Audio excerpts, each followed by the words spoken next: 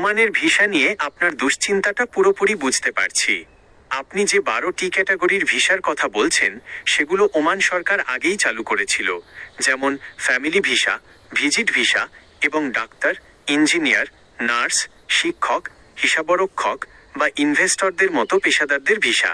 কিন্তু সাধারণ শ্রমিকদের জন্য নতুন ভিসা বন্ধ থাকায় প্রায় সবাই দীর্ঘ সময় ধরে অপেক্ষায় আছেন।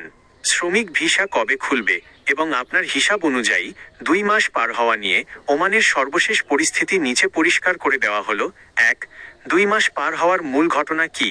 চলতি বছরের 27 জানুয়ারি 2026 সৌদি আরবে বাংলাদেশের প্রবাসী কল্যাণ উপদেষ্টা আসিফ নজরুলের সাথে ওমানের শ্রমমন্ত্রীর একটি জরুরি বৈঠক হয়।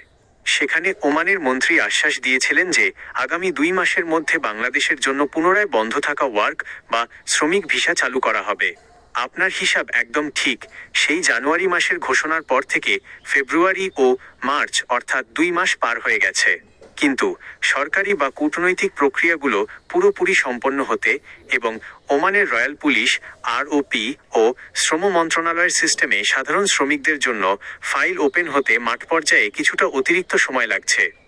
2. ওমান কেন দেরি করছে? ওমান সরকারের প্রধান লক্ষ্য ছিল বর্তমানে ওমানে যে লাখ লাখ প্রবাসী বাংলাদেশি অবৈধ বা আনডকুমেন্টেড ভিসা ছাড়া অবস্থায় আছেন, আগে কোনো জরিমানা ছাড়া তাদের বৈধ করা।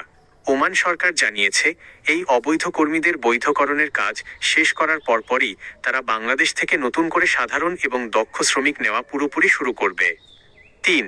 বর্তমান অবস্থা ও করণীয়। ভিসা কি একেবারেই বন্ধ? না, পেশাদার, প্রফেশনাল, ফ্যামিলি এবং ভিজিট ভিসা নিয়মিত চলছে। তবে সাধারণ বা অদক্ষ শ্রমিকদের লেবার ক্যাটাগরি নতুন ভিসা ইস্যু করার টেকনিক্যাল কাজগুলো এখনও চূড়ান্ত পর্যায়ে প্রক্রিয়াধীন রয়েছে। কখন খুলতে পারে?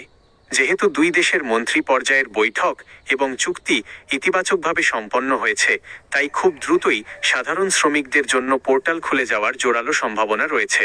পরামর্শ: এই মুহূর্তে কোনো দালাল বা এজেন্সিকে অগ্রিম টাকা বা পাসপোর্ট দিয়ে রাখবেন না।